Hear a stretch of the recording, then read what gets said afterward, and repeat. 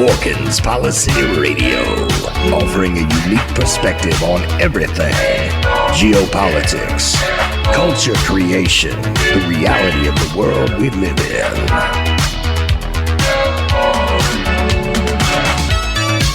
Coming to you live from New York City, your host, Pierce Redmond.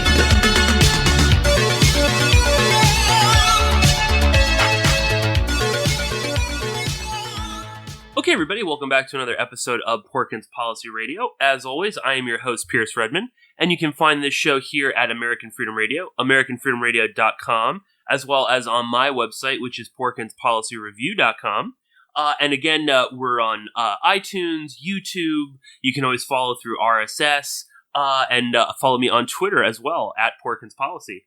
And if you want to support my work, then you can always go to patreon.com/Pierce Redmond, and you can become a subscriber. Of course, if you subscribe at the $5 level, you get access to the exclusive bonus podcast.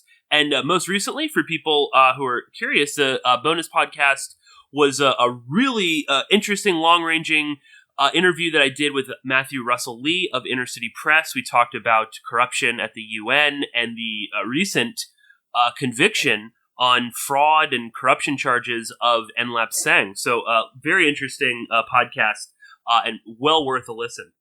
But today we have a jam-packed episode. We are joined by one of my favorite guests. He has been on the show twice now already, and that is Jeffrey Augustine. Of course, the man behind the Scientology Money Project, which you can find at Scientologymoneyproject.com, and the host of Surviving Scientology Radio, which is the best podcast out there for all things Scientology.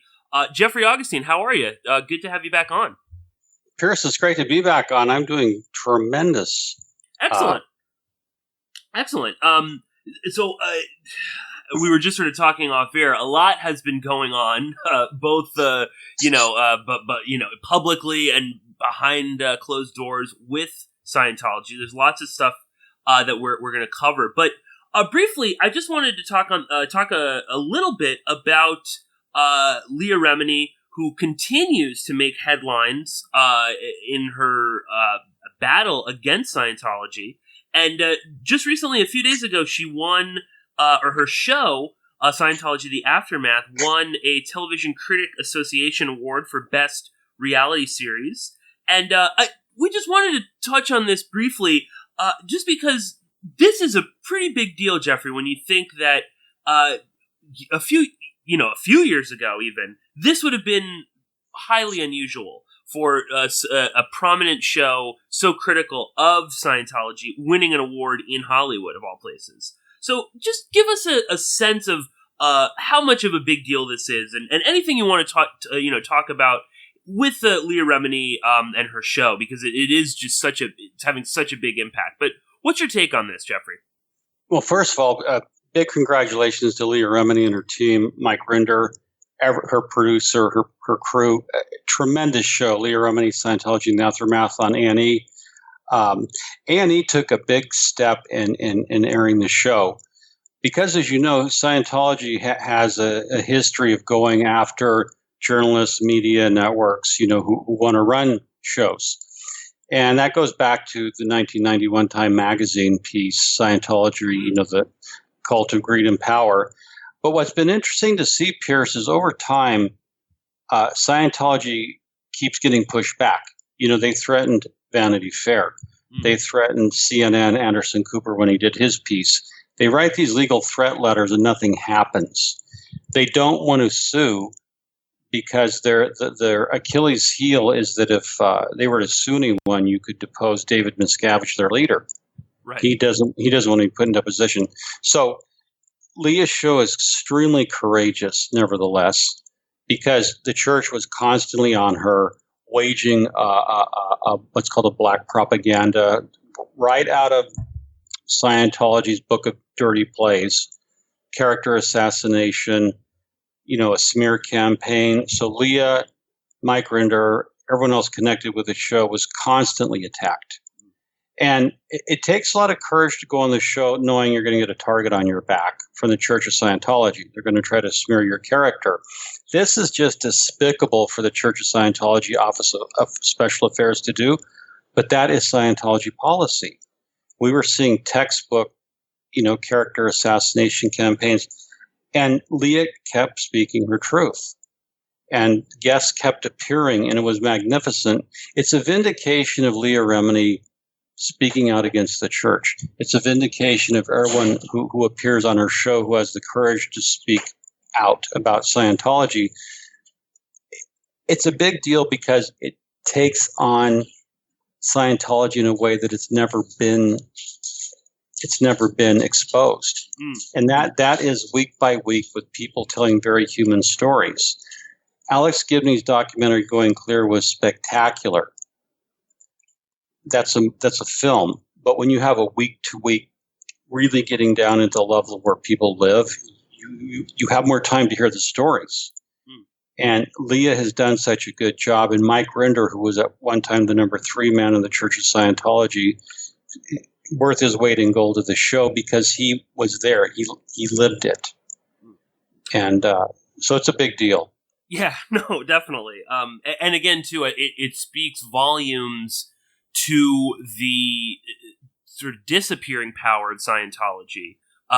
You look back not that long ago, Scientology was able to threaten Viacom to pull an episode of South Park, to never have it in syndication again. And they acquiesced. They won that battle. And to see them go from that to Leah Remini, as you say, week after week, exposing the darker side of this group, and also too in as you say, a very human, relatable sort of way. Going Clear is great in that it opened up a lot of people's eyes, and you really sort of saw the madness that was Hubbard and whatnot. But I love Leah Remini's show because it kind of takes these stories to a very personal level where you can really relate to how people were being treated. And you can see, too, how easy it is to become manipulated and to become sort of roped into the Scientology as a group. Jeffrey, you were just mentioning before we started recording that there's a little kerfluffle at the Television Critics Association at the award ceremony involving Elizabeth Moss. What is this exactly? Well, Scientologist Elizabeth Moss, the actress, quite a good actress. I mean, she was critically acclaimed for Handmaid's Tale. When Leah was announced as the winner, and this was reported on, it made a lot of coverage on Twitter. Elizabeth Moss gets up and walks out of the auditorium. I mean, it did this like she wants to snub Leah, or this means something, or she wants to make a statement. And my educated guess is that she was probably ordered to by the Office of Special Affairs. Because the way the church is viewing it is that, our religion is being attacked. Now, this is a bogus line. Your religion's not being attacked. Your human rights abuses, your criminality, your financial predation, your use of child labor, your exploiting Sea Org members, that's being exposed. Your religion is not being attacked. And Leah has made this very, very succinct point, and so I have, Mike Rinder, many other critics have made this point. We're not attacking your belief systems. Get all the auditing you want. Embrace your cosmology. And so, no doubt, Elizabeth Moss walked out. It was pretty tasteless. But when you belong to Scientology, you don't think of it that way. But I think it was a bad PR move on the part of Elizabeth Moss. And having said that, if I were a Scientologist, I could see how you would be ordered to do that, to make a statement. And she may have been congratulated by the HCO. She may have been given a commendation. But these are the kind of little gestures Scientology makes that have the Streisand effect. They're meaningless. It would have been better just to skip it rather than get all the bad publicity. If I didn't like you, for some reason, Pearson, you got an award, I would have the dignity not to walk out of the auditorium. Yeah. I mean, that's just protocol. That's just certainly dignified behavior. And so, and I think Elizabeth Moss was rightly drubbed for doing that. I thought it was uncalled for, unprofessional behavior, but this is what Scientology does. And I mean, Elizabeth Moss has got to be one of the few prominent actors that they still have within the Church of Scientology. That's an active Scientologist that is willing to talk about Scientology. I mean, they've lost so many people, or people have sort of become a bit more hesitant about talking about their belief system in Scientology and whatnot. And Elizabeth Moss seems to be one of the few people that does. So again, it is just that I find fascinating in and of itself. That she's still willing to kind of put her neck out on the line for Scientology. Yeah, and I wanted to mention it was Ellen Thompson who reported it, from the ceremony. She goes by @EllenFabulous on Twitter. And I do agree with you. Now, Michael Pena is a Scientologist. He's probably had the most success. He doesn't talk about it a lot, but again, he's drilled in Scientology PR. He made a statement to the effect of,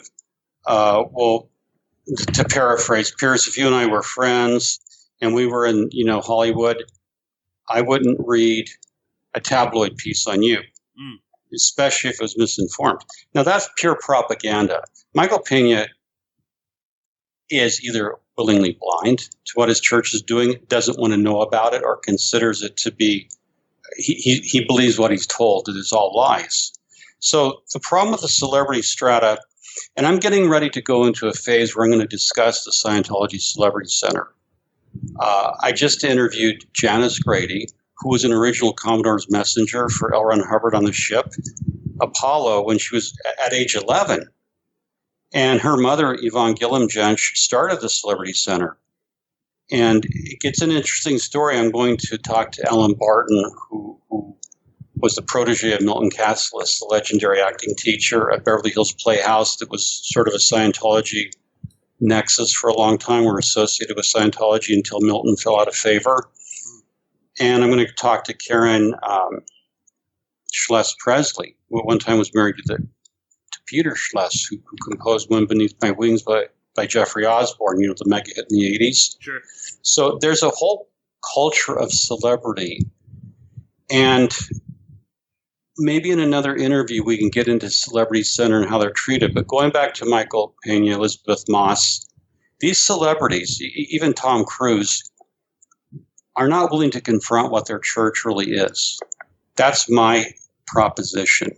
Because if you looked at the human rights abuses, for example, these celebrities that get auditing, they're getting audited by Sea Org members who work sometimes 100-hour weeks and get no pay at all, subsist in below poverty level.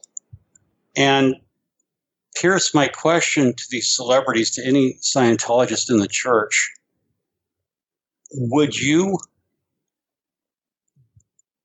is it right or is it moral for you to get your spiritual enlightenment at the cost of vast human suffering?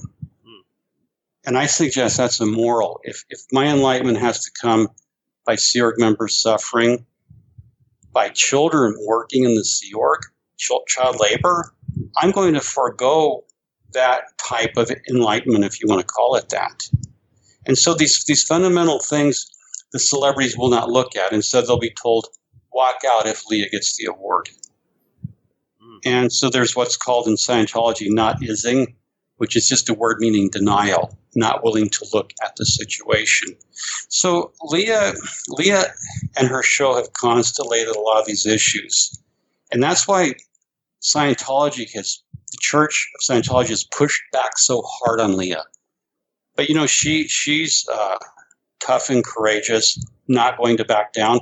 And I share that spirit with her. My wife, Karen, and I share that spirit. We're not going to back down until there's justice, reformation, change, or the IRS revokes their tax exemption.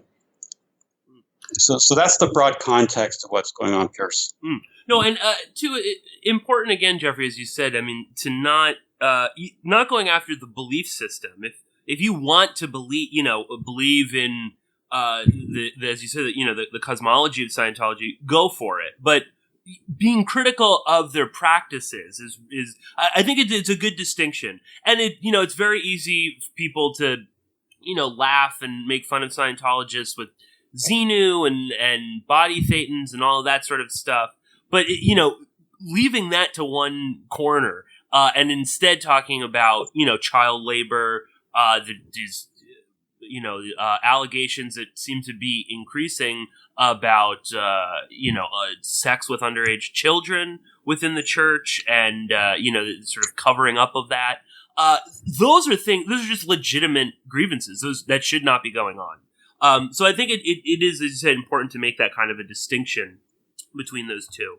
And I wanted to just briefly touch on one other thing that just sort of popped up to me, and again, I've noticed it more and more, and it sort of kind of fits in with the Elizabeth Moss walking out. But this new front group Stand, which you have an article up on Scientology Money Project talking about this, and I just wanted to briefly touch on it with you because I, just as a personal story of this, I was getting bombarded by their promoted tweets like a month ago. It was like every 5 minutes. I wouldn't even go on Twitter because it was Stan tweets and other affiliated groups. And I assume this is because of, the people that I follow on Twitter, having you on the show, having Aaron Smith-Levin on the show. And obviously, they figure out the algorithm and target people with that.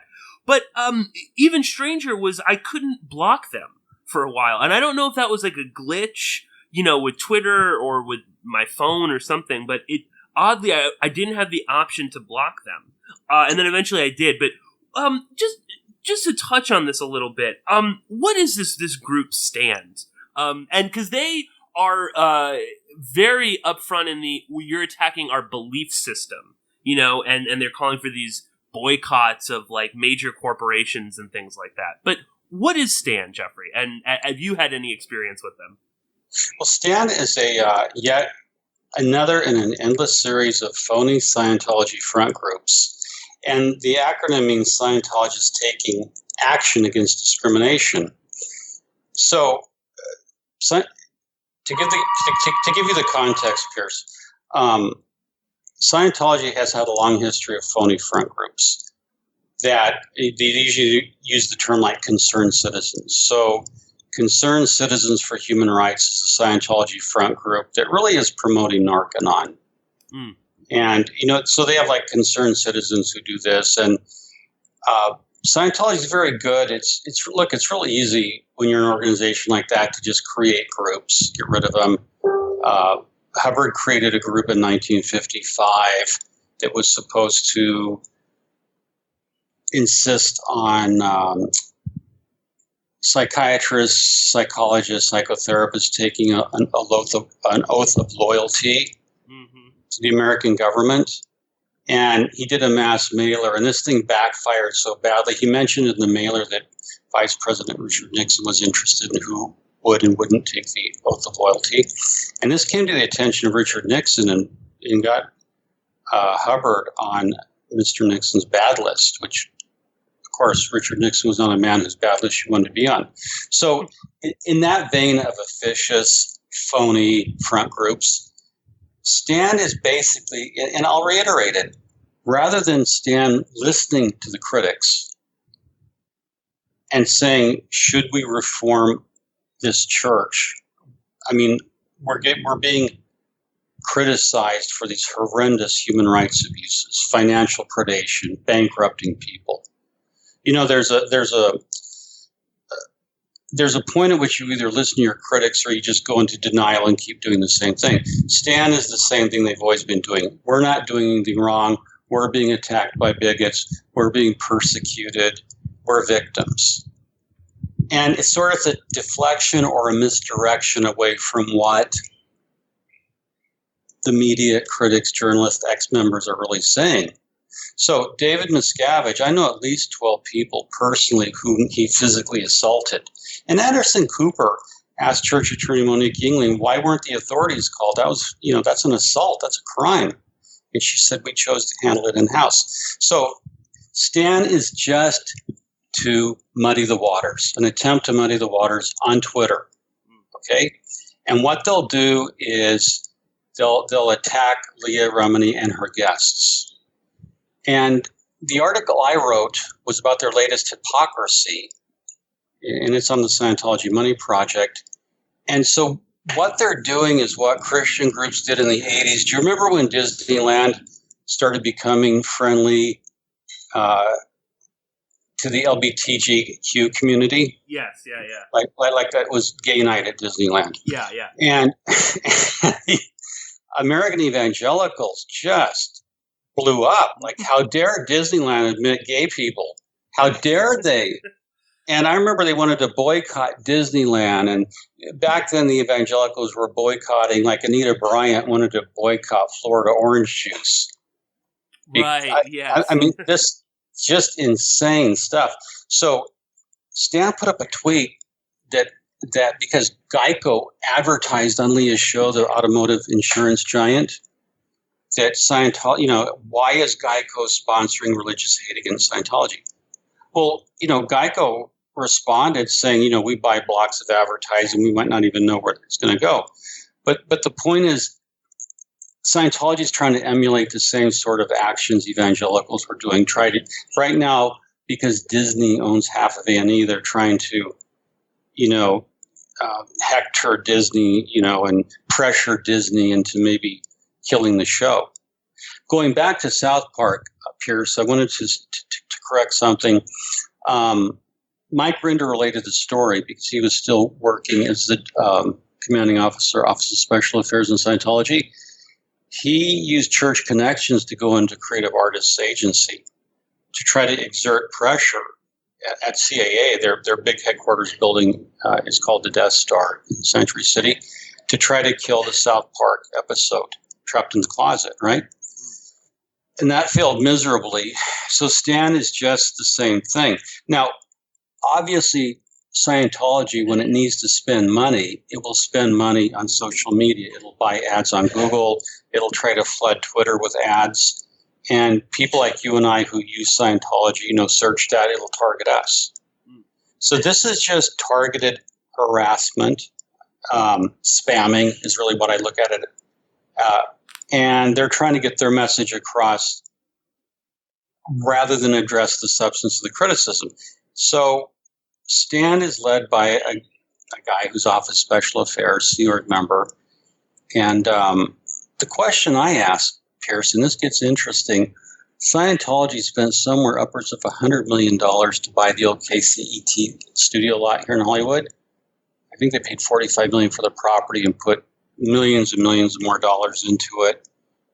And they said that they were going to broadcast Scientology truth to the masses at unheralded, unprecedented magnitudes.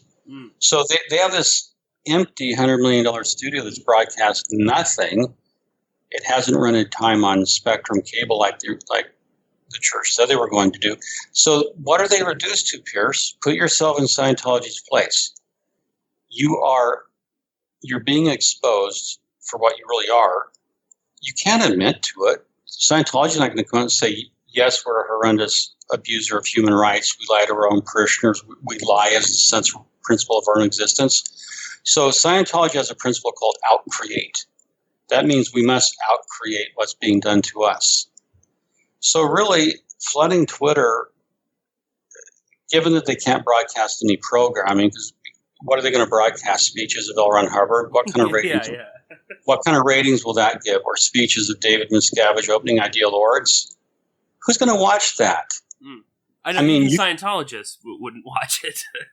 No, in fact, they have to make them come into the orgs to watch speeches of David Miscavige opening buildings.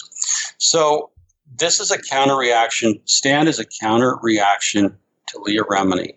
And it shows the panic that is set in at the highest echelons of the Church of Scientology, right at the level of David Miscavige. How do we handle this runaway success that Leah Remini is having week to week? Pierce, has got to be nails on the chalkboard for David Miscavige. Leah on every week. Yeah. Because because I consider Alex Gibney's Going Clear to be the gold standard for films. But it's not on every week. And you know, I saw Going Clear 4 times. It's such a magnificent film. He brilliantly distilled 20 years of the internet into, you know, that film. So this is just part of what's going on. Stan will probably be around, and I look at it like internet herpes. You know, it's not going to go away. It'll get worse, and then it'll subside for a while when they don't want to spend money on it. So that's what it is to me, internet herpes. Oh, and it's so true too.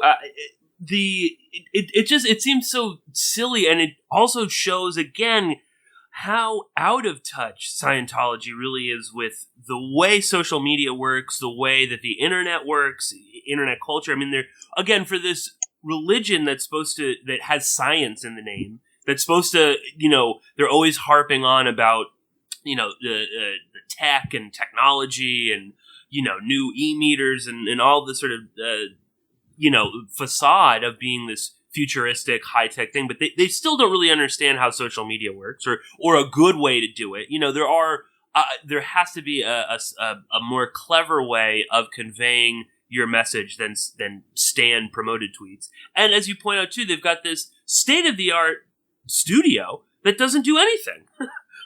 You know, and I forget who it was that was on your show. This was many episodes ago, but just talking about how out of touch they were with technology stuff. Like they were still using like VHS tapes like not that long ago.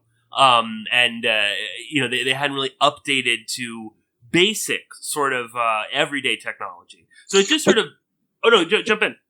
Yeah, Aaron Smith-Levin and I had a nice podcast, and I love Aaron. He is one of the smartest guys you can talk to about Scientology, former theory executive. Now, Scientology has always been culturally tone deaf, and this is because everyone in their life has someone like this, Pierce. It's someone who they talk, you listen. So if you try to make a point to say, well, that's very good, but back to what I was saying, right? Right, yeah. So in Scientology, that's called a one-way flow. I talk, you listen. And the most glaring example of that is David Miscavige.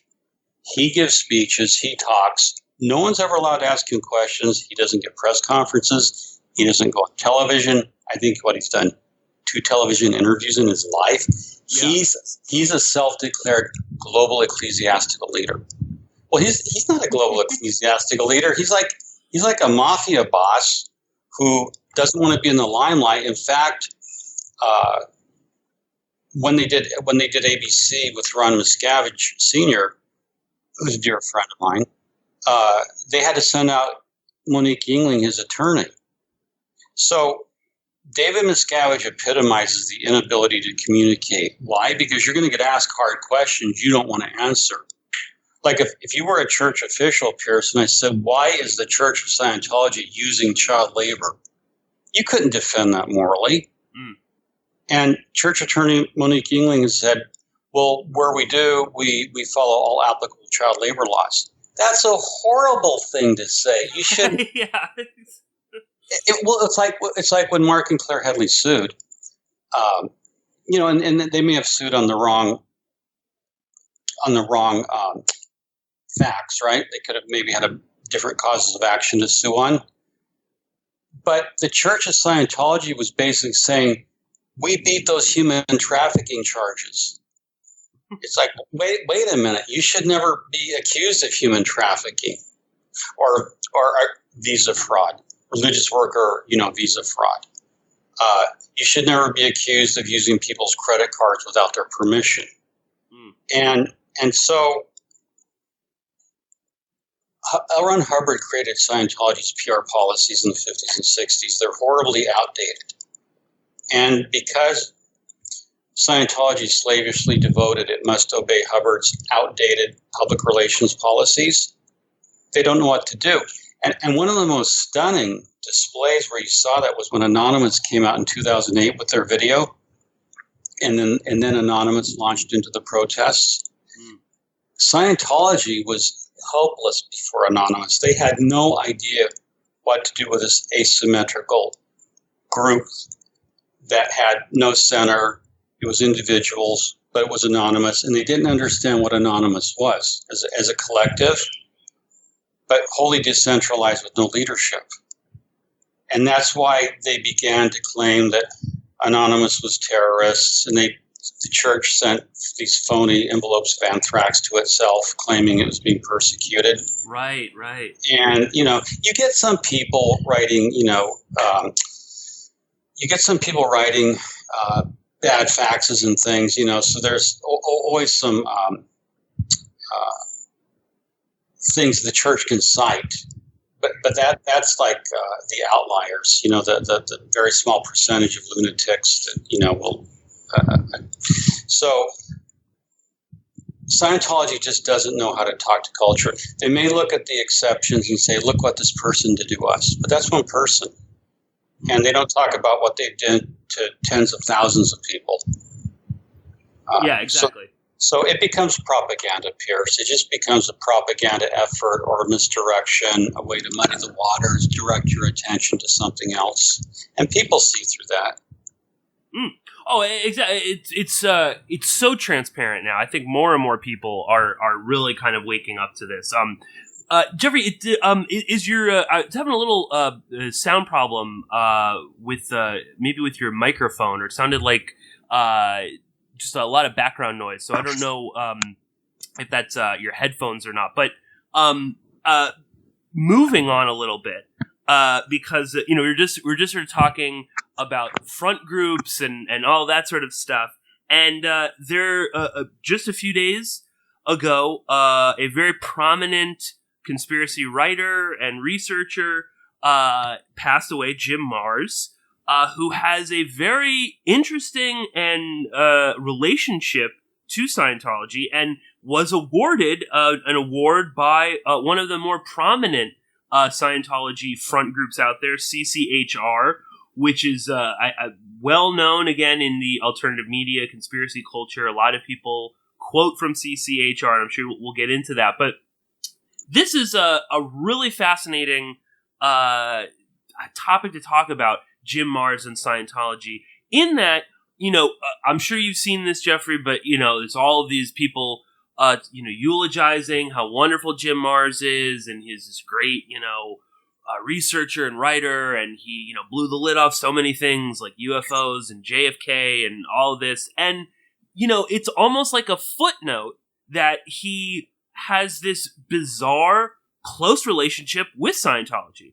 And I believe, Jeffrey, you and I talked about this maybe on the first time you were on the show. Just briefly, we sort of mentioned, and you had written a very interesting article talking about Jim Marrs, he was basically just, again, the transparent nature of this. He was like taking Scientology blood money to promote Battlefield Earth, of all things, which is such a garbage piece of shit book and movie. And, again, this guy who's supposed to be this genius, intellectual, is basically just hawking garbage, that Scientology is still trying to sort of sell. And you actually sent me an interesting clip that we'll link up to in the show notes, and it's from Josh Reeves, who I think most of the listeners out there should be familiar. Josh Reeves, I've talked about him on the show many times. He's the director of The Secret Right, which is a great documentary talking about the Council for National Policy, which is a very shadowy, powerful think tank, very ultra conservative think tank that controls much of the sort of policy in Washington, D.C., particularly through the Republican Party.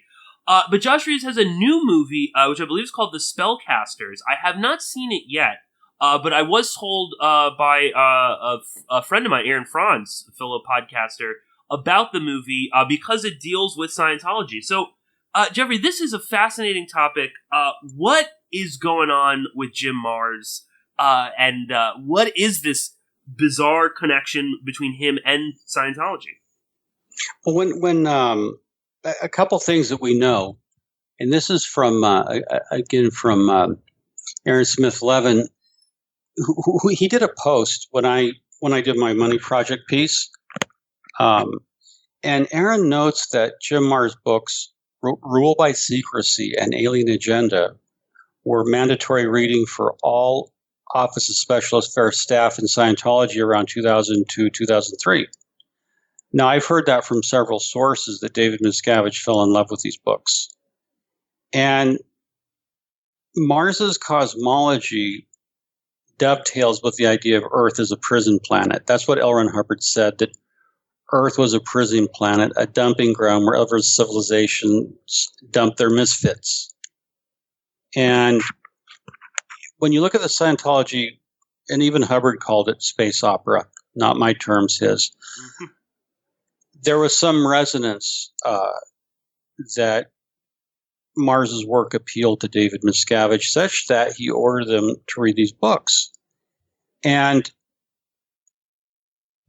Aaron, according to Aaron, it was to reinforce, quote, to reinforce the idea that this whole track alien agenda is the real enemy we are up against on this planet, unquote. So Jim Marrs went back a long way with Scientology. We don't know how deep he was in.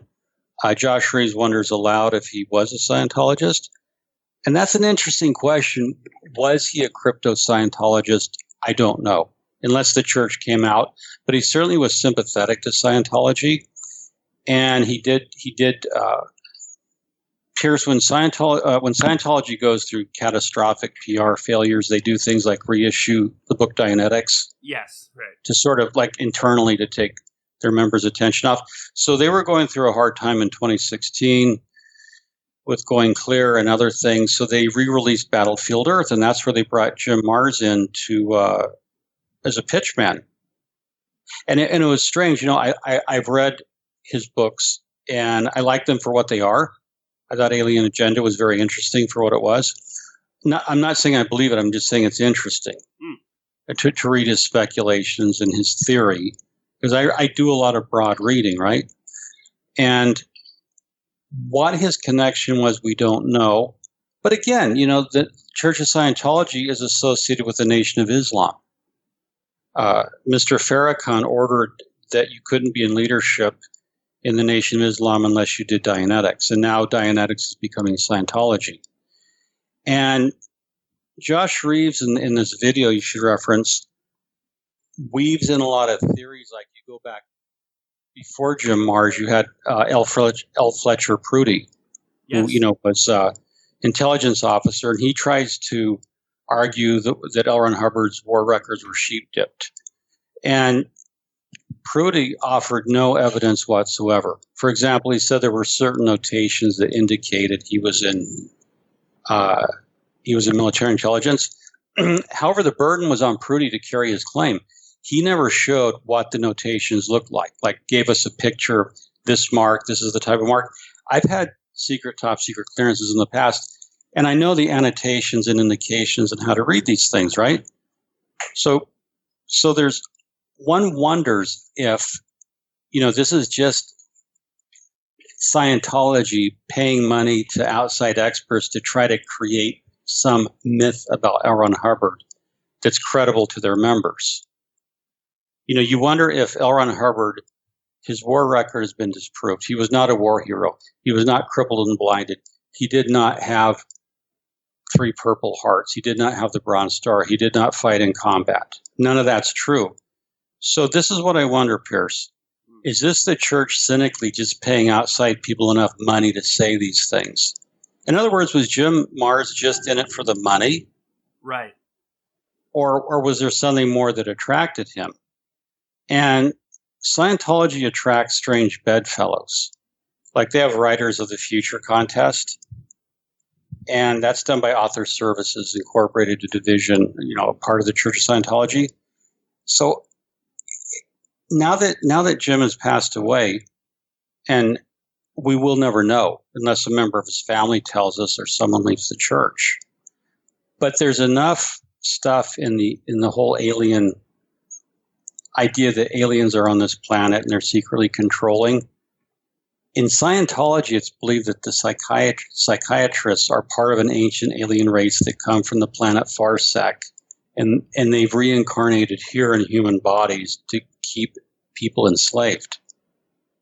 So it's quite something to try to take apart. And I can't give you a definitive answer, but I hope someone in Jim's family comes forward and shares it, or one of his colleagues. I would love to know what the real relationship is. It remains a mystery at present. Definitely, and it does. It is unfortunate that we probably won't know unless someone were to come forward. But it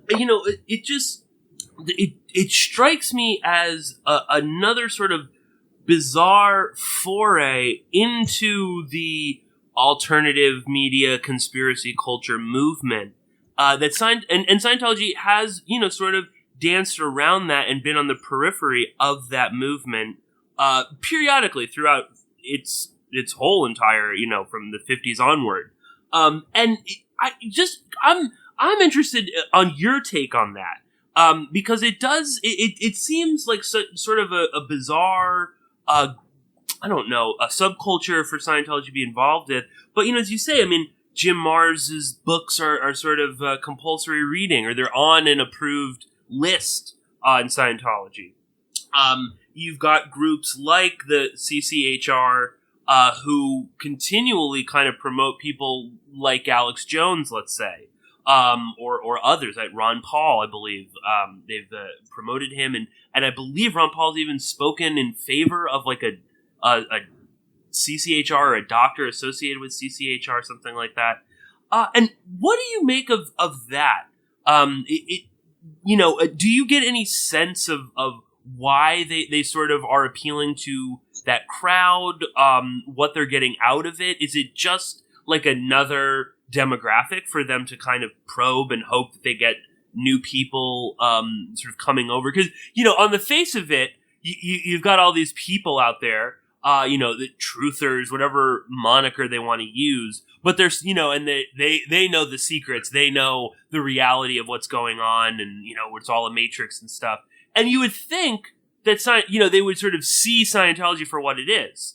And I saw countless people talking about how wonderful Jim Marrs is, and I'm not here to, say he's a bad person or a good person, or, I've never really read much of his stuff, and that aside, his association with a destructive cult should be unsettling to people. But what do you make of this sort of strange relationship that Scientology does have with this community?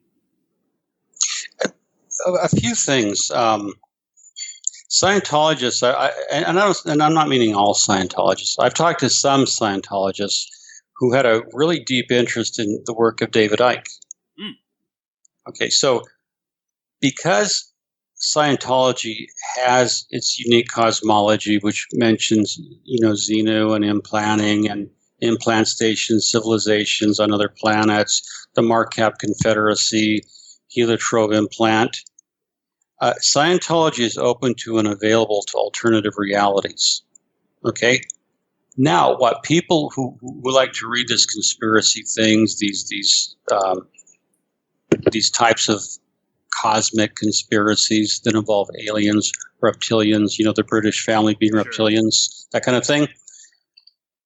Scientologists would be open to and available to that kind of book, that kind of information, those programs, right?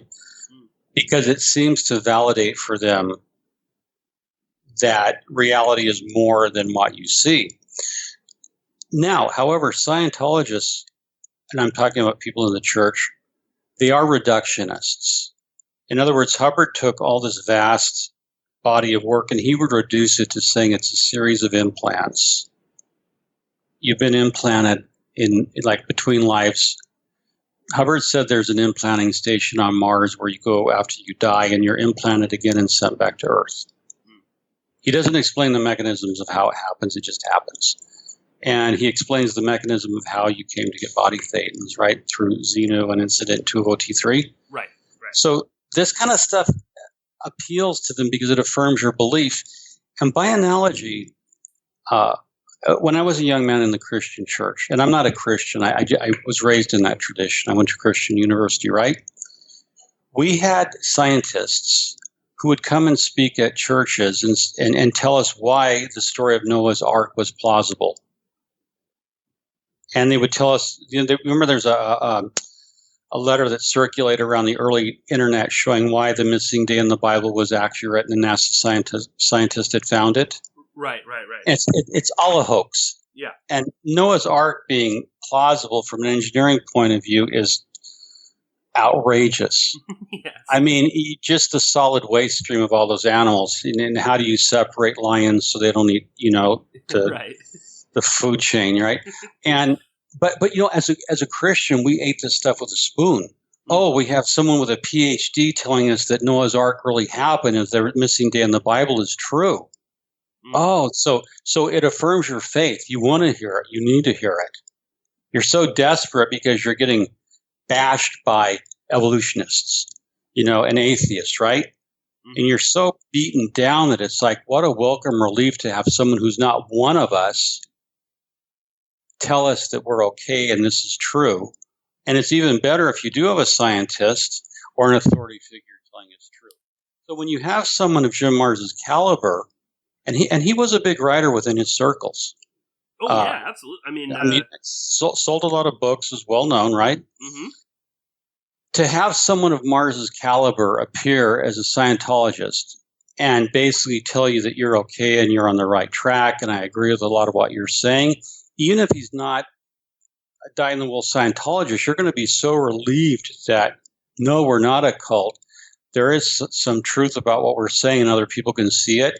Your hope would be that, well, I hope Jim Marrs can come around and really see that Scientology is true and become one of us, right? Mm. But Marrs is too canny to be converted, and that's why I think a lot of what he did, he sort of had a certain sympathy for them because he could understand their cosmology, but also I bet they were writing him some big damn checks. Mm. He didn't come free. Right. He wasn't doing it out of the goodness of his heart. Yeah, no, and too, at the end of his life, with the Battlefield Earth thing, it's just almost kind of pathetic. It's his legacy. It's sort of like Jim Lynch, who worked for Freedom Magazine. He was a newspaper reporter his whole life, and a pretty damn good one. But at the end of his life, he worked for Freedom Magazine. Then he died. And that's his legacy. And when I read Jim Marrs working that blatantly for the church, I thought he either needed money or he doesn't care at this point. And Pierce, let's go. Let's say we've been hitting to right field with these stories about Jim Marrs and aliens and all that, right? Okay, now here's what the Church of Scientology does to switch gears. They can hit to left field. J. Gordon Melton is a prominent religious scholar. Donald Westbrook is an up-and-coming religious scholar. And we just saw the show Believer with, what is his name, Pierce? I'm looking it up right now. Yeah. Eminently forgettable fellow. Yes. And Reza Aslan.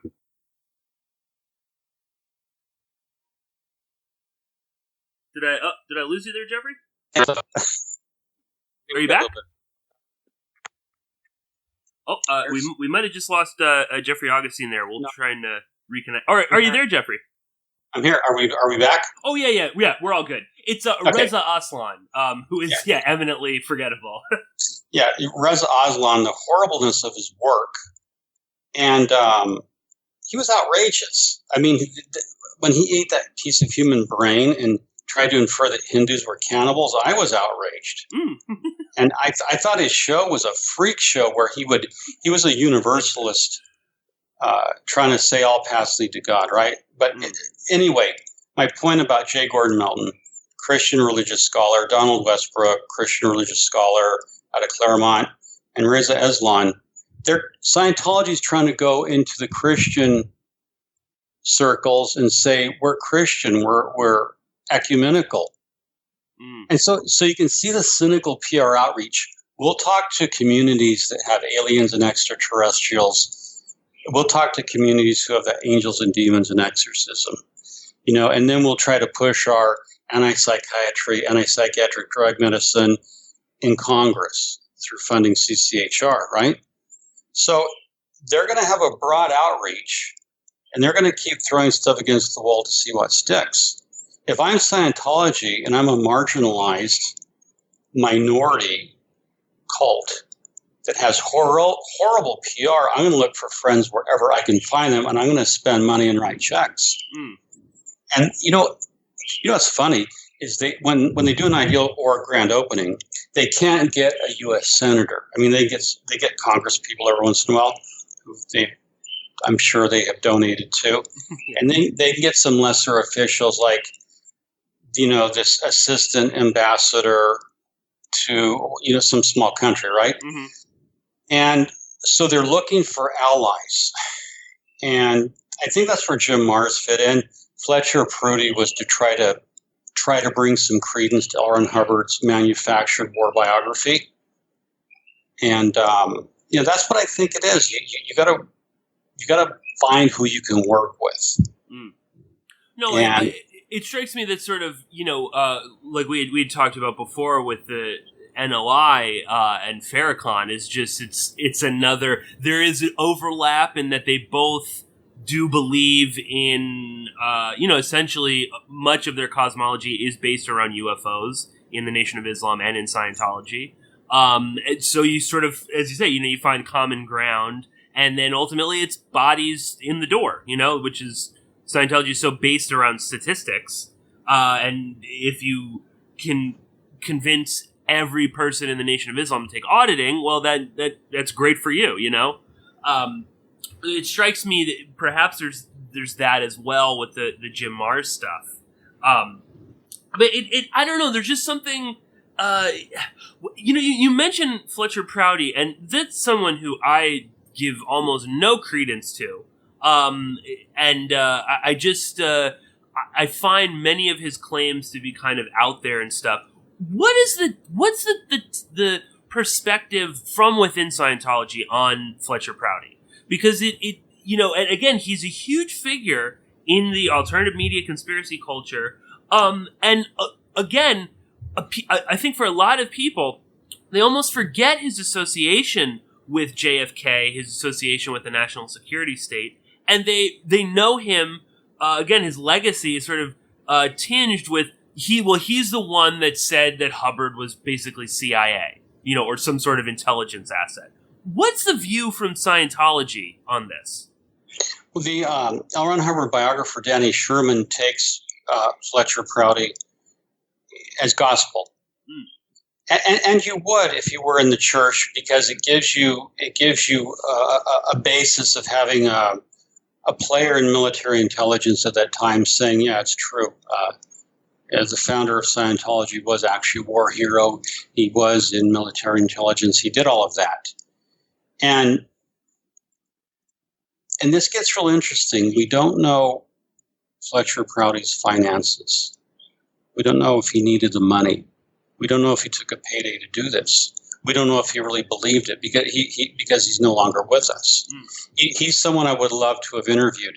There are contrarians, and he may have been a contrarian who said, I like the underdog. I like the bad guy. I'm willing to step up to help. But again, where my challenge to L. Fletcher Prouty's body of work when it comes to Scientology is he never produced any evidence. He never showed what particular marks. He never took L. Ron Hubbard's war records and made annotations and said this mark means that. Absent the actual evidence, a chart showing which marks indicate military intelligence, you can't accept him. He has no evidence. It's just something he said or he claimed. Now, when you go into sheep dipping, because I researched the topic, he's not even congruent with the general idea of sheep dipping, where you're an undercover operative, and it just doesn't follow. Oh, hold on, Jeffrey. We're at the break right now, but we will continue the conversation with Jeffrey Augustine in the second hour. Definitely want to get more into the Prouty and all that stuff. So stay tuned, and we'll be right back.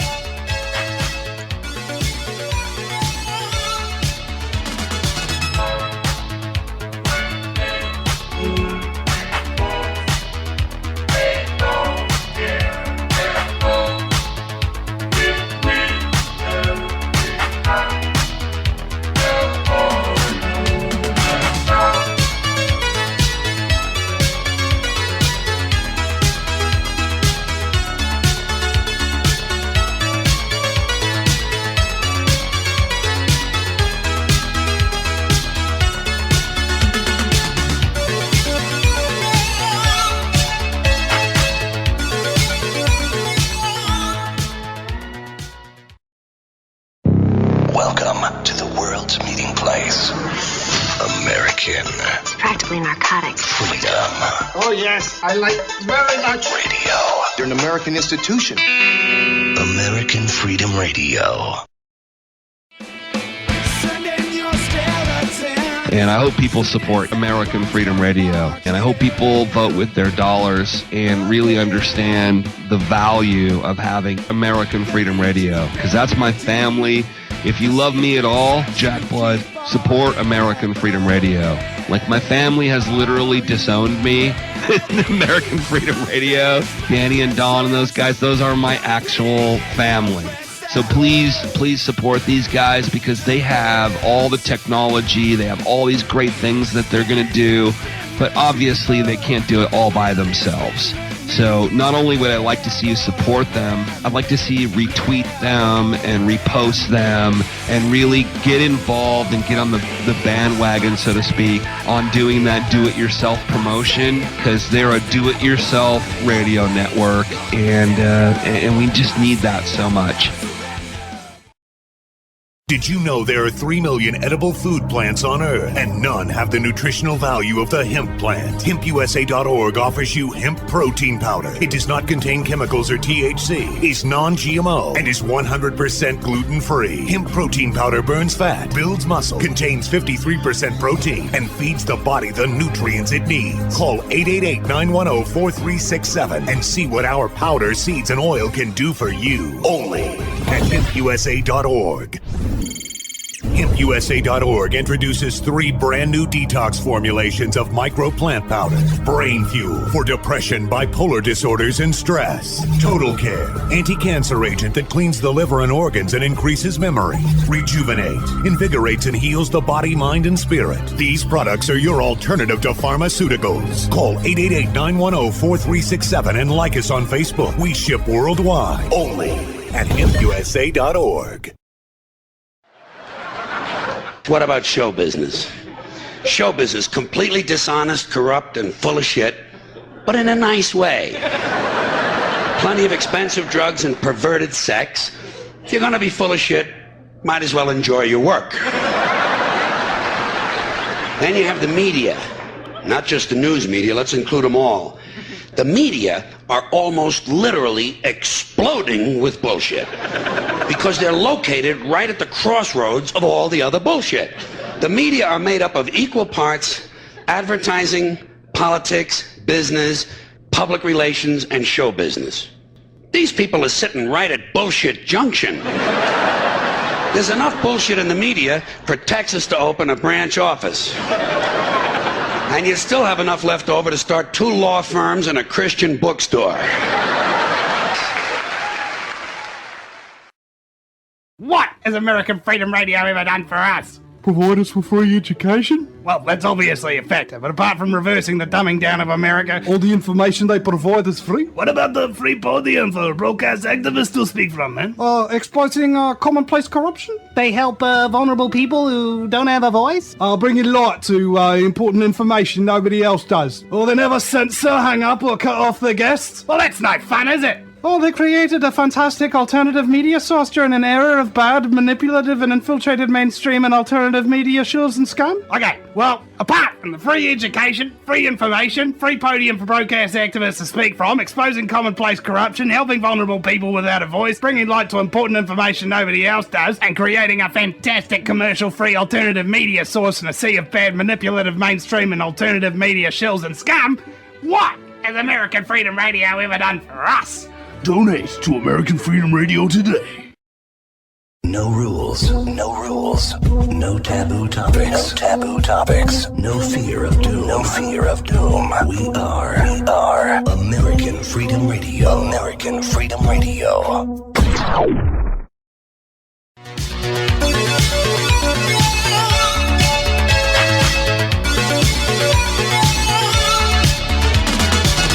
Porkins Policy Radio, offering a unique perspective on everything: geopolitics, culture creation, the reality of the world we live in.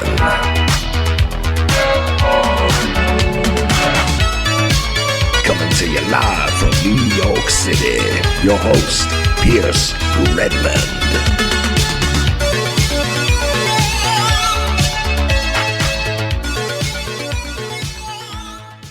Okay, everybody, we are back. You are listening to Porkins Policy Radio. I am your host, Pierce Redman. We are joined by a frequent guest on the show, Jeffrey Augustine, the founder of the Scientology Money Project and the host of Surviving Scientology Radio, both of which I highly recommend and encourage. And faithful listeners will, of course, know how much I talk about Surviving Scientology Radio on the show. And Jeffrey, we were talking in the first hour, just before the break, about L. Fletcher Prouty, who is, again, this huge figure in the conspiracy culture.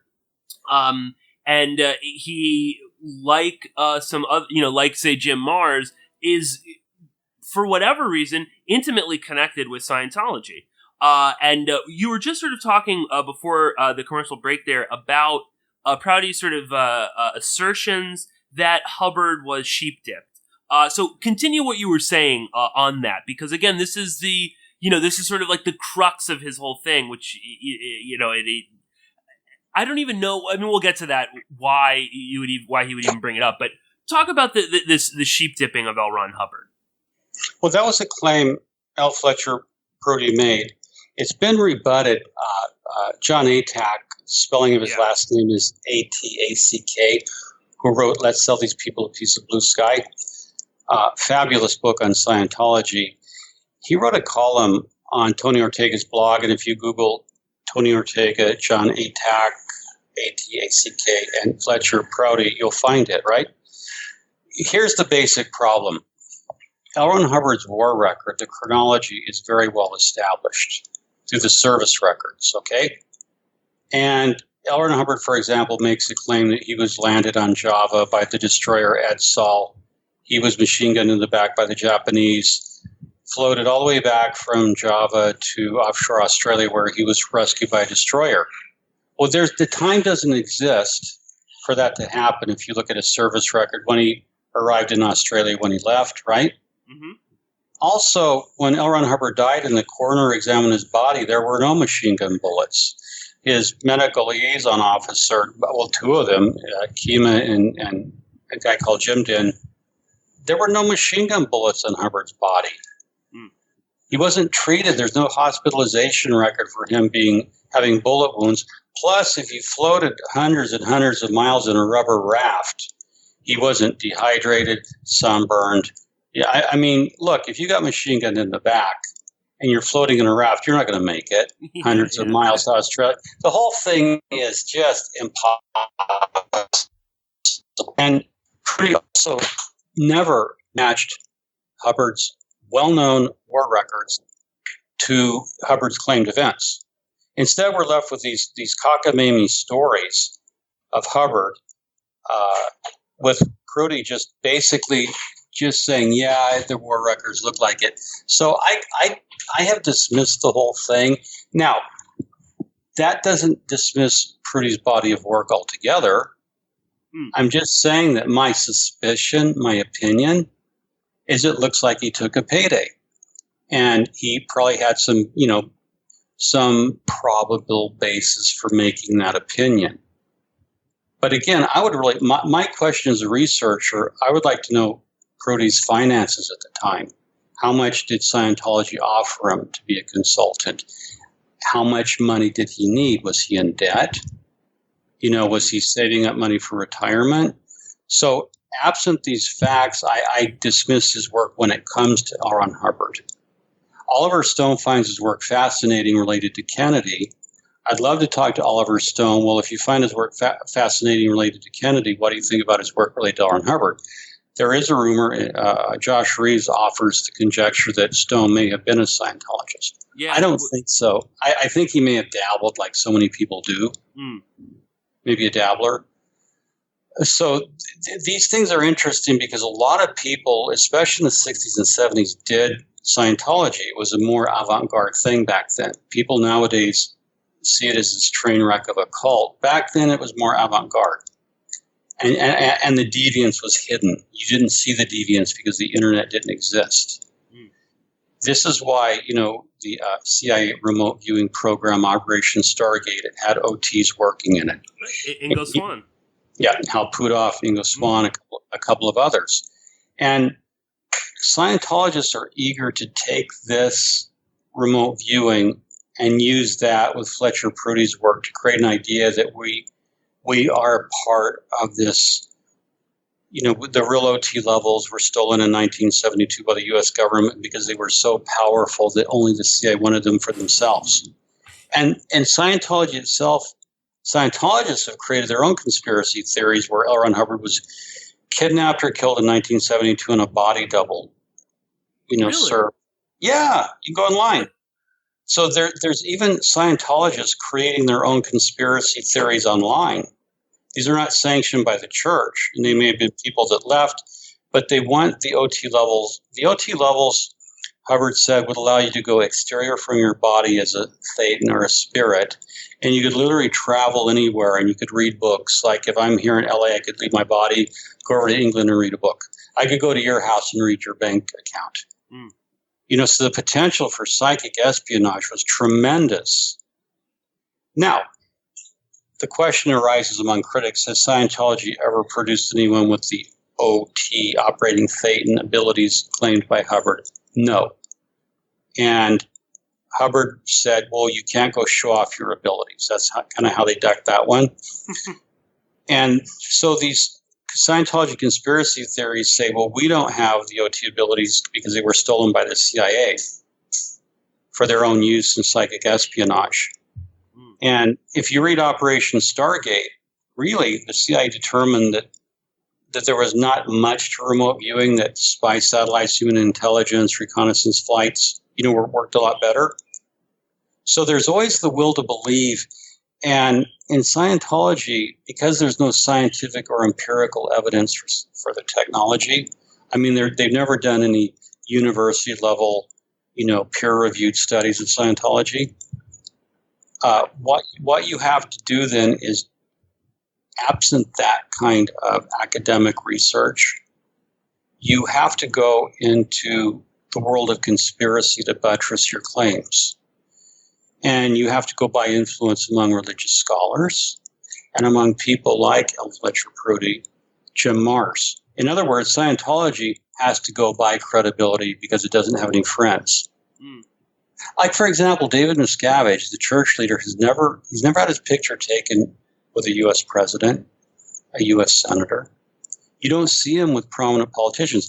There's not even a picture, as we discussed on a previous interview, Pierce, there's not even a picture of L. Ron Hubbard and the minister Louis Farrakhan together. And my opinion remains, Mr. Farrakhan does not want his picture taken with David Miscavige. And I say that to Mr. Farrakhan's credit.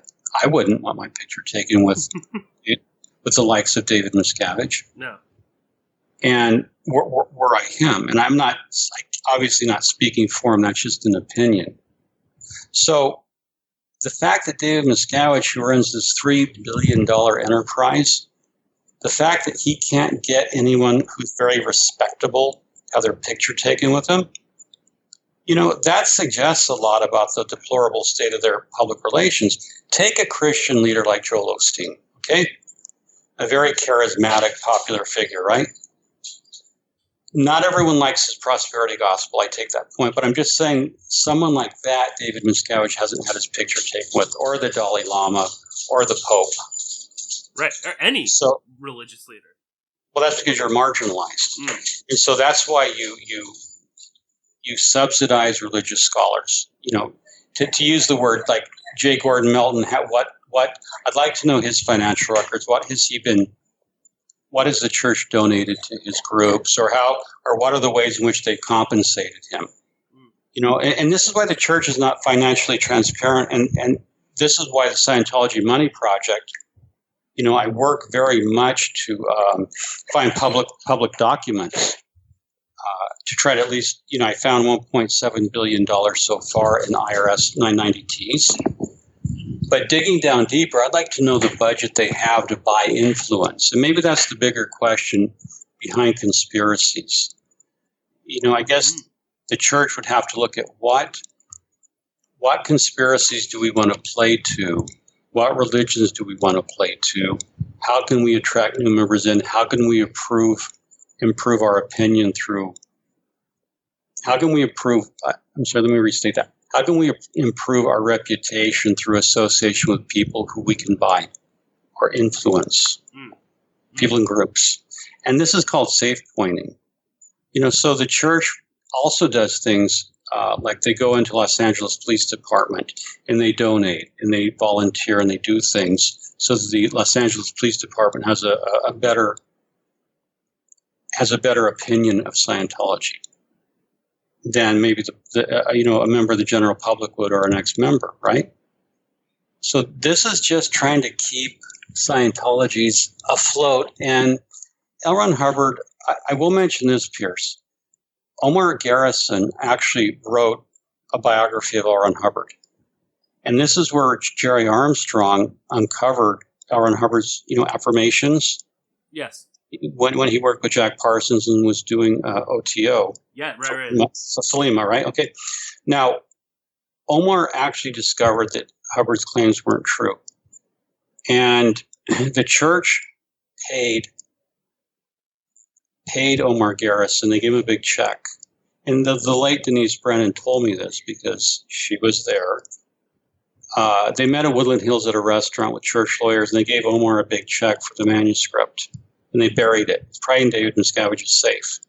So the Church of Scientology has never issued an official biography of L Ron Hubbard. What have they done? Instead, they've issued a series of magazines like called Ron the Poet, Ron the Humanitarian, Ron the Musician, Ron the Photographer. So they've almost issued like hobbies L Ron Hubbard had where he considered himself an expert. Like if you ever look at Hubbard's photographs, they're horrible. Yeah. They're just really horrendous. There's one where you see a list of religious figures, going from Buddha on up, and then at the top of this mountain they're on is a Scientology minister, right? So L. Fletcher Prouty can say whatever he wants, but where is the church's official biography affirming this? Why doesn't the church print Mr. Hubbard's biography? Why do they only do little special interest magazines? Like Ron grew giant tomatoes at St. Hill that are still talked about. Yeah. I actually Googled that, Pierce. You know that picture of L Ron Hubbard auditing the tomato? Yeah. Well, the church, and Danny Sherman, I got to say, is a fascinating guy. He's L Ron Hubbard's biographer, and he writes David Miscavige speeches. He fascinates me because he'll write a detail like L Ron Hubbard's giant tomatoes are still talked about at St. Hill. And that's East Grinstead, Sussex, England, right? So I Google it, and I'm sorry, but L Ron Hubbard's giant tomatoes that were done way back in the early 60s, they're not talked about anywhere.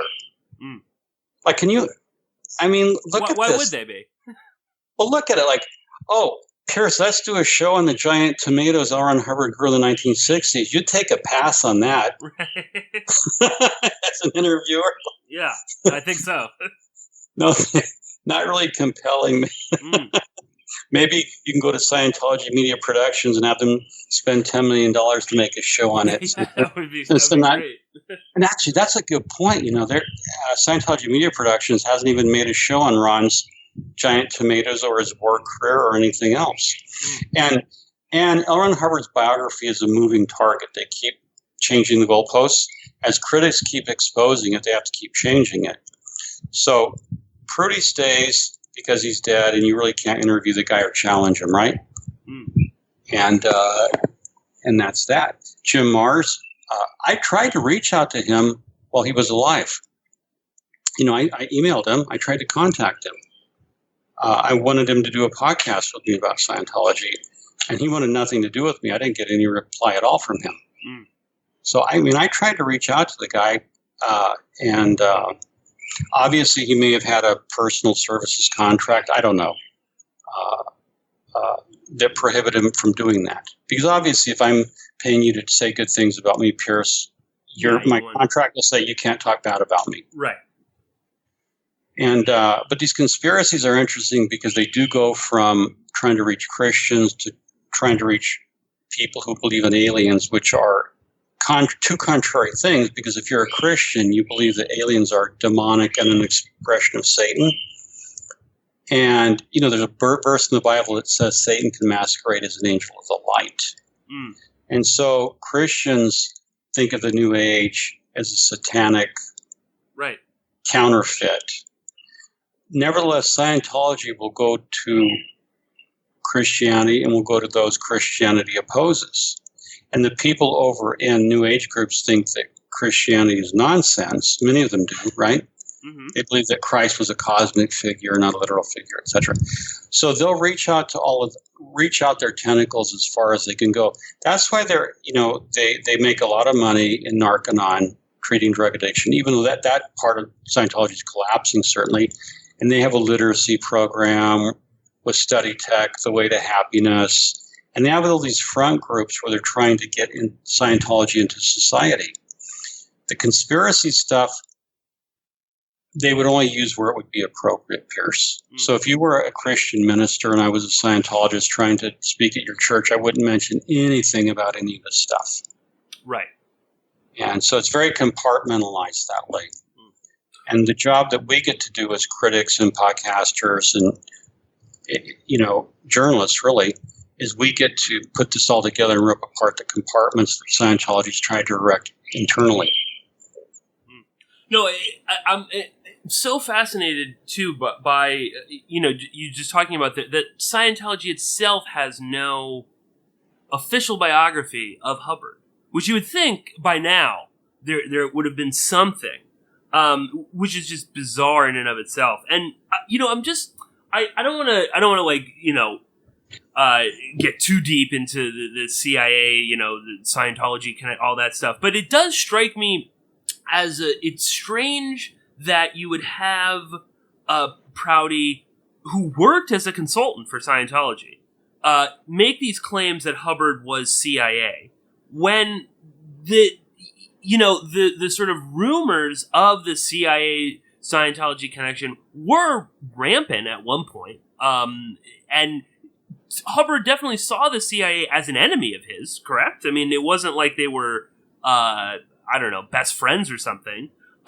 So it's just one of those odd things. Like I still trying to wrap my head around why exactly even bring it up. I mean, wouldn't that make you look guilty or bad? Most, I would think, religions don't want their, the head of their religion to have been a CIA agent or something. It's sort of a strange thing to have on your resume. And back to again Paris, let me interject here on this, because this is a schizophrenic part of Scientology, and you're bringing up a good point. Okay, I've interviewed, as I mentioned, Janice Grady, author of the book Commodore's Messenger, and she was on the ship Apollo. Now, Janice tells me, and Mike Rinder has told me, and other people have told me, the Apollo was L Ron Hubbard's flagship. It sailed around the Mediterranean from about 67 to about 75, thereabouts, right? And they spent 1 year down by Curacao and Bahamas and things. But what people in the ship have told me is that the CIA was contacting embassies in every port that the Apollo docked in and warning them about Scientology. And L Ron Hubbard was convinced the CIA was out to destroy Scientology, or at least keep them from docking in ports in the Mediterranean. And there were telexes to this effect. And so on one hand, Hubbard does see the CIA as an enemy. They do see Interpol as an enemy. In fact, if you've served in military intelligence, you cannot be a Scientologist. You're what's called, absolutely, you're what's called an illegal pre-clear. These are the following categories that if you are, you cannot be a Scientologist. Journalist, worked for the government, law enforcement, have held secret clearances, member of military intelligence, a psychiatrist, psychologist, connected to mental health. Huh. So Hubbard explicitly outlawed people who were members of intelligence agencies from being members of the Church of Scientology. He explicitly complained about Interpol and the Central Intelligence Agency and the FBI attacking Scientology. And believe me, he wrote plenty of letters to the FBI with his own conspiracies. Hubbard wrote this crackpot letter about how his ex-wife broke into his apartment Yeah, right. Zapped him with 110-volt current, then shoved a hypodermic syringe to try to introduce an embolism and, shoved it into his chest. Mm-hmm. It's like that scene on Pulp Fiction, Yeah. Where John Travolta's shoving the needle into Uma Thurman's chest, right? Okay, now, you would go to the emergency room if someone shoved a syringe that big in your heart. You'd have to be hospitalized. It's not like you wake up the next day and go, "Oh, I had a syringe shoved." Yeah. So these it's like, "Oh, I had a syringe shoved in my heart and it pierced the pericardium, but I'm okay now. I'll just take an aspirin." But see, okay, the Hubbard can't have it both ways. Scientology can't have it both ways. They can't make participation in an intelligence agency a reason to make you illegal and keep you out of the church.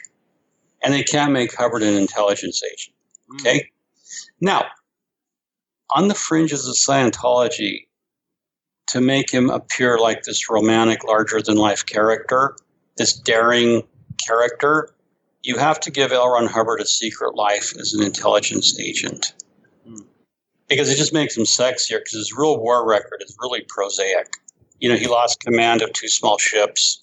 One because he fired on an uninhabited Mexican island. The other he went over the head of the shipyard commandant, which you don't do in the U.S. Navy at wartime.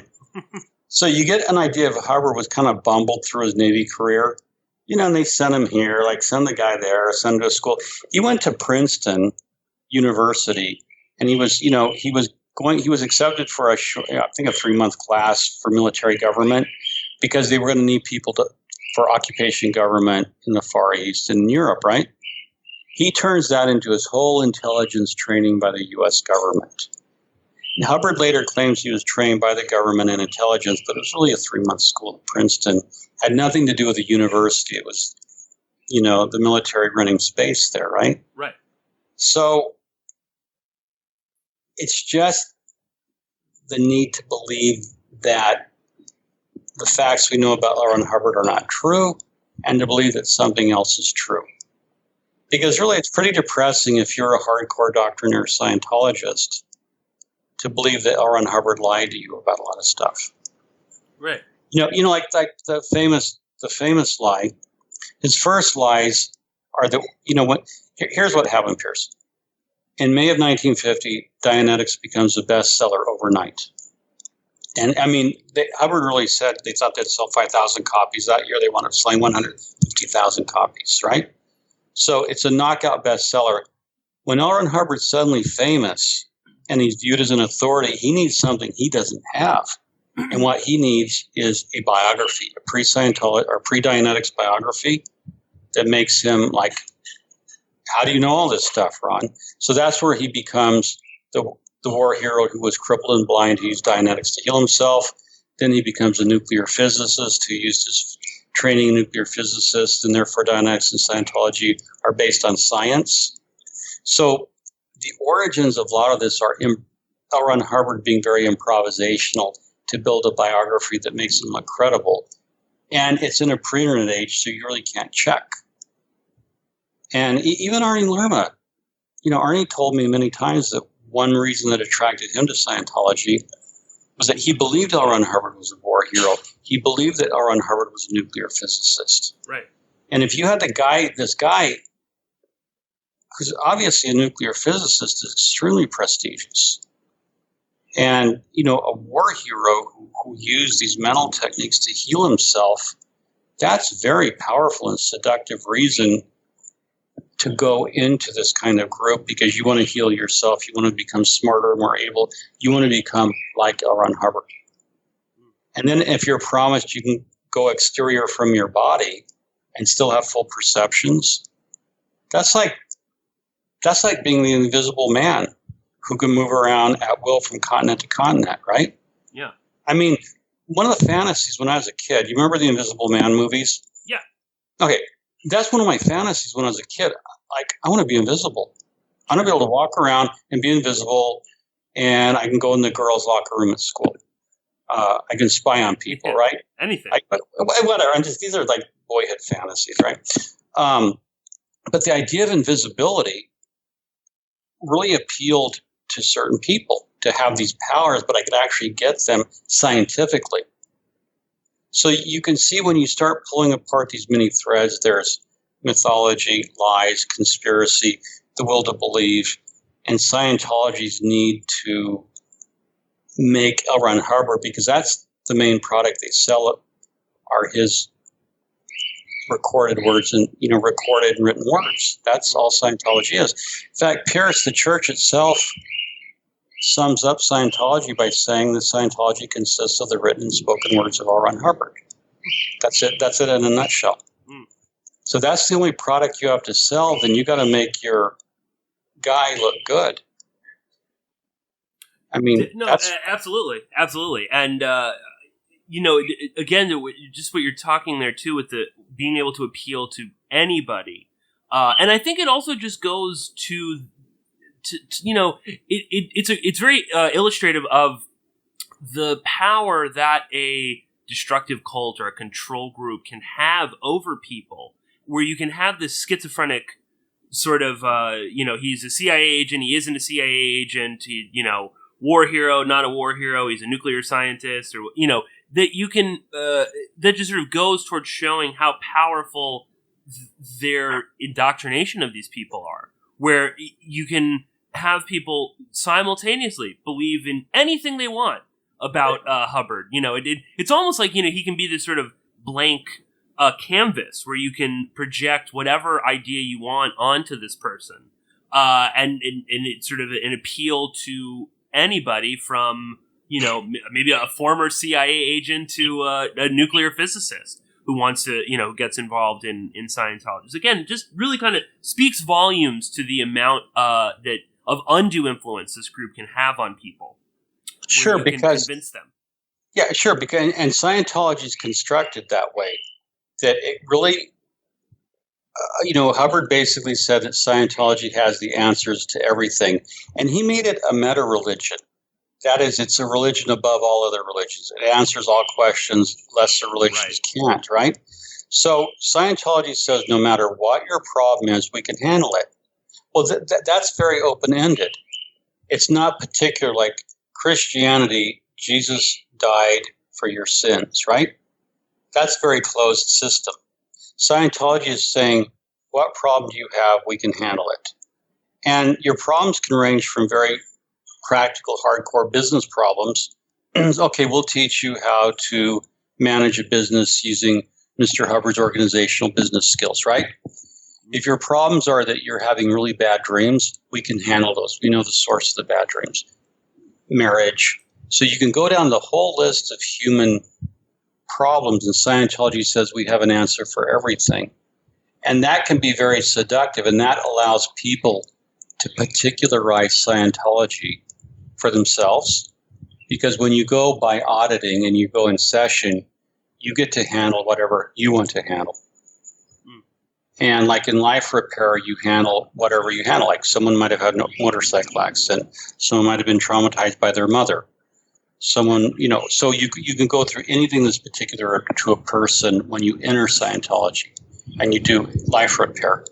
Life repair would look at the things that you consider ruins in your life that are really hanging up your attention. And so they immediately use their psychoanalytic techniques, and that's what it is, aided by the meter, to work on those things so you begin to feel like, it's addressed particularly to me. Now, the problems with L Ron Hubbard's biography, you begin to see L Ron Hubbard as someone who created this marvelous technology that will liberate you to become God. And so you're willing to overlook these things as, well, these are the lies of suppressive persons. And then going back to Leah's show, obviously I'm not going to watch it because it's nothing but lies. And I'm sure Big Pharma or psychiatry is ultimately behind it because they're trying to destroy Scientology, which is the only technology that can save this world from Armageddon. And so Scientology, at that level, your choice is Scientology or Armageddon. So, Pierce, what do you want? Do you want to work to save the planet, save yourself, or do you want this world to go up in thermonuclear Armageddon? And if you choose, obviously, this is like, do you still beat your wife, right? Yes, so, Pierce, do you want to help people? Do you want to clear the planet, or do you not care? Do you want the whole thing to go up in nuclear warfare. Well, obviously you're going to say, I'm a good person. I don't want the world to blow up.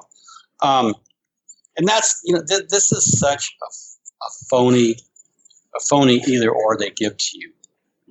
It's a phony dichotomy. The choice is not, do you embrace Scientology and the Xenu cosmology, or do you choose nuclear warfare? That is a bogus dichotomy. But that's what Scientologists get caught up in. They think it's either or. It's very black and white thinking. So therefore, I have to save the planet, but I'll ignore everything that's inconvenient for me or dismiss it as an outright lie. And that's just part of the cultic system of any cult. Like when I was in the Christian church, the idea of divine creation, that God spoke the universe into existence in 7 days. Mm-hmm. And when you go through the mechanics of that, everything doesn't add up, right?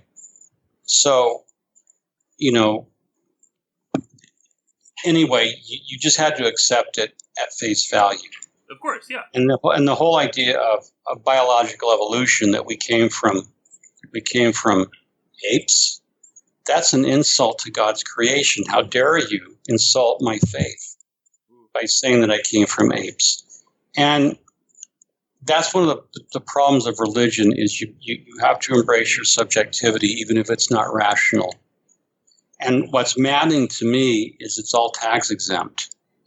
Yes, yeah, exactly. But it's a different topic. Why in the United States does ancient subjectivity or more recent subjectivity like Scientology get tax exemption? Why is Xenu mythology, divine creation, why do they get tax exemption and First Amendment protections and we don't? Oh, no, and that's, as you said, we could probably do 2 hours just on that, but, that is such a fascinating question to really pose. And as you say, too, it doesn't have to be Xenu, but it could be, Jesus, it could be Muhammad, it could be any, why do a belief in these people grant you massive tax breaks? That's the way the founding fathers framed the Constitution. But going back, Pierce, what we said earlier, no one objects to belief. It's an object. The objection is to conduct. Now, going to the credibility of Scientology and conduct, Scientology has lied about L Ron Hubbard. Okay, and that's part of the conduct to which critics like me are objecting. Why can't you give an honest biography of Mr. Hubbard? Why do you expect members to believe things that are not true? Why are you supporting things that are not true? And the conspiracy thing that goes through Scientology is irresistible to many Scientologists. It's just irresistible. They will laugh privately that Christianity is an implant. If you talk to Scientologists behind the scenes off the record, they will laugh that Christianity and every other religion is an implant. Hubbard himself, there's plenty of video online saying that, Jesus was an implant. There was no man on the cross. And but when you talk to them about David Icke's work, they'll suddenly light up and get real interested. Because it's very possible that there's a group of people, and this is a favorite Scientology belief. L Ron Hubbard, he had a thing called Ron's Journal 67, RJ 67. Your listeners can type in RJ:67, Ron's Journal 67. L Ron Hubbard concluded in 67 that, I believe the tape was released in 68, that Scientology's enemies were 12 British bankers. These ultra-wealthy, elite people who also controlled the mental health establishment of the world. And so Hubbard, because he was selling his form of mental health, saw these people as ultimate competitors, right, for market share. And his real goal was to try to get psychiatry outlawed and then have all the money for mental health flow into Scientology.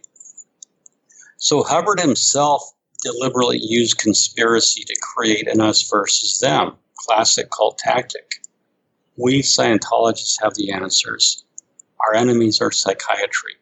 They're destroying our schools. They're destroying the mental health system. They're fluoridating the water. They're doing everything they can to enslave mankind. What we're offering is freedom. And so Hubbard himself was complicit in helping to create the conspiracies that exist inside of Scientology. Now, was it true that the CIA was after him in the Mediterranean? Yes, there was actually CIA letters that going out warning people about Scientology. But this was because Hubbard wasn't telling the truth about what the Apollo was. He was saying it was a floating college, operating transport company, but they would find out they were Scientology, but they didn't know what they were up to. Were they running drugs or guns? They didn't know, right? Because in a port, what does a port do? Ships come in and you unload cargo or passengers and take on more cargoes or passengers, right? Or oil or whatever, right? Yeah. Hubbard, you had this ship pulling in that apparently did nothing, and it had a lot of Americans on it, and they would go into town and spend money. And naturally, you would be suspicious of the ship that's not engaged in the regular maritime business of transporting paying passengers or goods. It's not a cruise ship. It's not a cargo ship.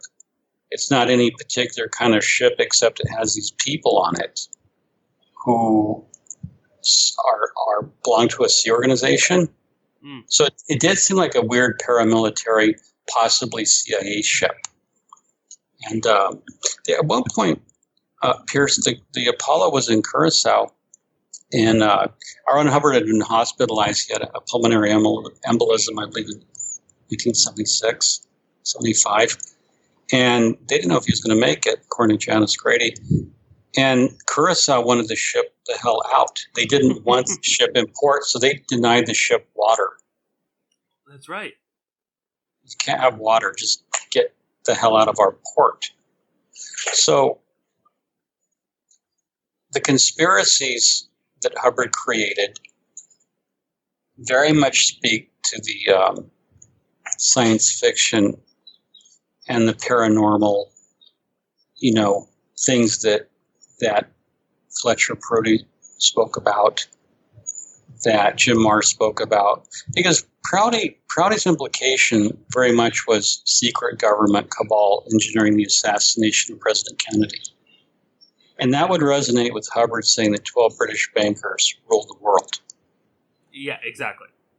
And Hubbard even strangely, he wrote to President Kennedy in 1961, right after Kennedy entered office, offering to train NASA's astronauts and American pilots at a reasonable fee to improve their efficiency.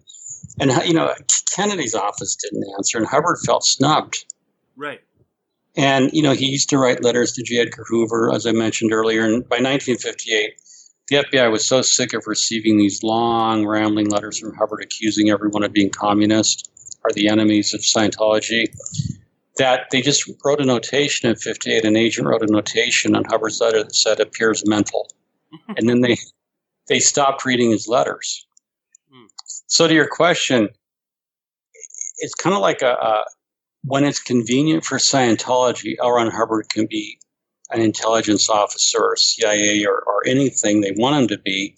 When it's inconvenient, they won't talk about it. So, like you said, is it a good thing to have your leader be CIA?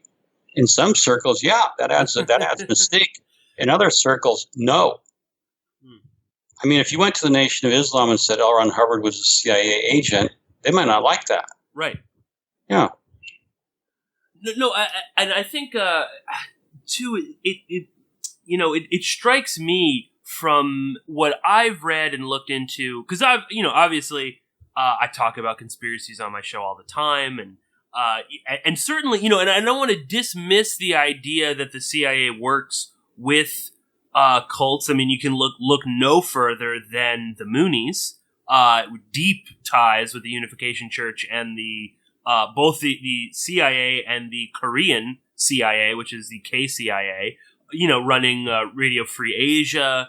So clearly the CIA has no problem working with with cults and has used them in the past. But, looking at the Moonies and the CIA, that to me is, more, you're talking about a group that has, in Korea, extremely strategic.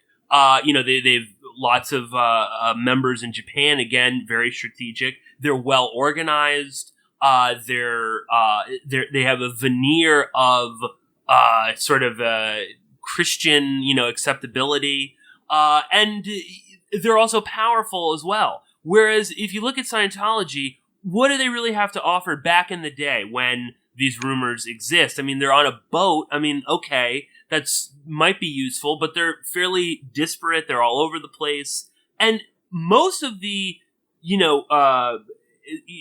talking about like the CIA warning people to not let them in. I mean, the CIA genuinely seemed to be like, we don't know quite what is going on, but we don't trust them. So, I think that should kind of speak volumes to the idea that they were working together. It's not that the CIA wouldn't work with the cult, but they generally seemed to view Scientology as maybe a little too bizarre for them or too unmanageable. And, there's also then the I don't know if you want to talk about it in too much detail, but I mean, what about the incident in Morocco, right? I mean, this is also aided in the CIA's fear of Scientology, correct? I mean, because of what was going on, where you've got Scientologists sort of mixing it up with people that overthrew the king of Morocco. Tell us a little bit about that, Jeffrey, because that too it seems. I think it's one of those things where it plays to both sides. You can have the side that says, "Oh yeah, you see, they were working with the CIA to overthrow the king of Morocco," even though the CIA would never want to do that. But it also plays to the idea of like, these guys are just nuts, and we don't know what's going on, so stay away from them. But tell the listeners a little bit about Morocco. Well, before I talk about Morocco, let's talk about the underlying genesis of this, okay? L Ron Hubbard had to leave the United States, okay? He moved to St. Hill, England, his manor house in East Grinstead, right? Mm-hmm. It got hot for him in the United States legally, so he moves to England. And then a lot of Australians come over to join him when Scientology is banned in one of the states in Australia. But then England, he basically is thrown out of England. So he puts to sea because, as John McMaster, the world's first clear, said to him, 3/4 of the world is covered by water. Right before the Sea Org begins and he goes to sea, he goes to Rhodesia in 1965, if you remember that period. And Hubbard... They tried to set up a little base there, right? Yeah, what Hubbard is actually looking for, and that's what underlies a lot of this, what Hubbard is looking for is a safe place in the world, his own Vatican state, if you will. He wants a safe operating base where he can't be sued, deposed, thrown in jail, right? And so he's hoping he can buy influence in Rhodesia. And the Rhodesian government kicks him out. And later on, so he goes to sea, and he gets very involved in Corfu. There's a book called The Colonels in Corfu. It's about Hubbard. I may have the title wrong, but you can type in Colonels Corfu or on Hubbard in Google. But he tries to go to Corfu, and he's training their intelligence people on how to use the e-meter for interrogation. And he kind of gets involved in the government, but then the king's plane gets shot at, and Hubbard gets chased out of Corfu because he's somehow on the wrong side of an assassination attempt. And again, in Morocco, he's trying to buy influence. He's trying to get a safe operating base. And that's really what so much of it's about. And being an American with money back then, he was a millionaire when it was a big deal to be a multimillionaire. So he could buy his way into, upper circles, throw some money around, right? And that's all he's really trying to do, Pierce. He's just trying to find a safe place. He allies with the wrong people and he gets kicked out of countries. Sometimes he gets in over his head, but see, the CIA is reporting on Hubbard and is going from embassy to embassy. Watch out for this guy. Now, there are people out on the internet who are arguing that he was an intelligence agent and all of it adds up. But only having one ship, look, that's not enough. That's not enough to do anything. You need a lot of ships. You need a fleet of ships if you're the CIA, right? Or you need an airline, like the CIA had an airline. Hubbard doesn't have airline or aircraft. He doesn't have a fleet of ships. He's got one ship that's full of people, and it's also got people on it who are paying, publics who are paying to come and get audited. So given, you can go find the orders of the day for the Apollo, and it's mostly concerned with delivering auditing, making sure the water is clean, paint is scraped, we get permissions to go to this harbor. It's all prosaic housekeeping stuff with auditing, right? So I really don't see it based on all the research I've done that he would have had any value to the CIA because, one, he just didn't have enough ships or airplanes. He didn't have trained people. I mean, Hubbard did develop an intelligence agency called the Guardian's Office, but it was in-house. Its only sole purpose was to protect L Ron Hubbard and watch out for Scientology's interest. He didn't have any formal relationships with the CIA that had been discovered or found out through Freedom of Information Acts. In fact, quite the opposite. The Church of Scientology in the 80s had to use FOIA requests to find out what the FBI and the CIA had on them. You can go to the actual CIA website and see what they have on the Church. In fact, Pierce, if you go, the CIA website, I have it bookmarked, I believe, but the CIA, it's mostly collected newspaper clippings about Scientology and L Ron Hubbard. So, and like I said, again, it's very prosaic stuff. So I just don't see it. There are some websites out there where people do argue for it, but I find their evidence unconvincing. I'll give you an example. Hubbard was in Las Palmas in '68 when he wrote OT3. And one researcher out there notes that there was also a military installation on Las Palmas. and they link those two apropos of no evidence. You know, apropos of no evidence. They're saying it's just another point that proves he was connected. Well, just because you're somewhere, like I lived in Quartzville, California for a long time. It's out in the Antelope Valley.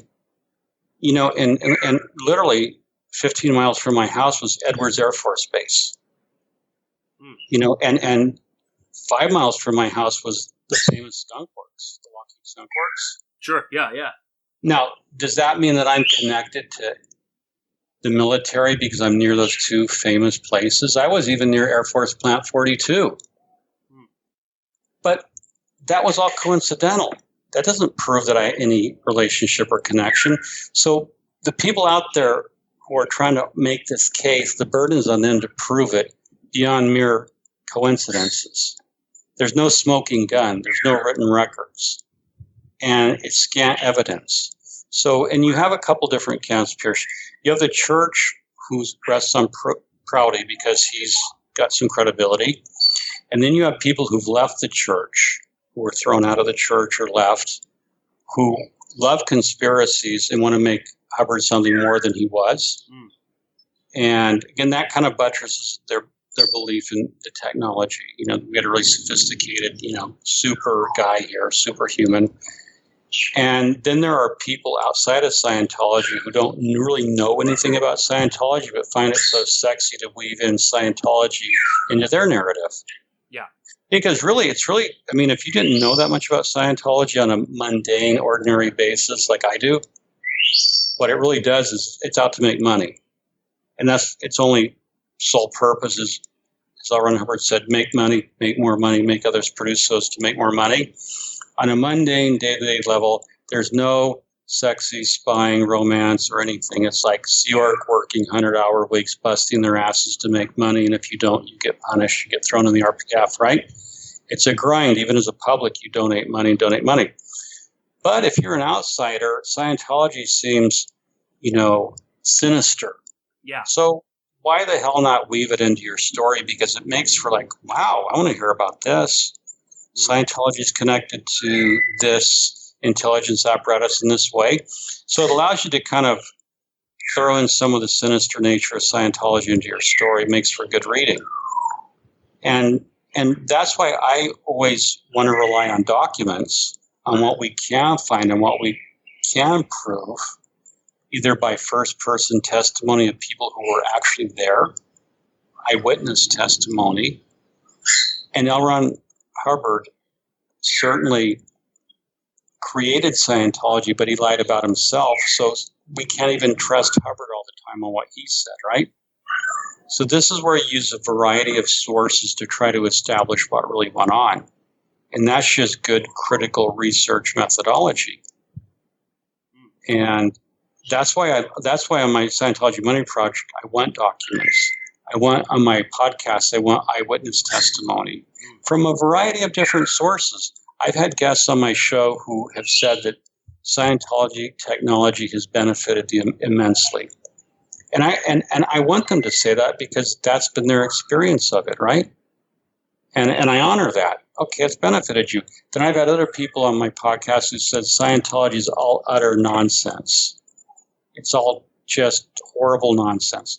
And I have that on, but I want a wide variety of opinions so that my listeners can make up their own minds about it. Scientology says if you want to know about Scientology, read a book about Scientology.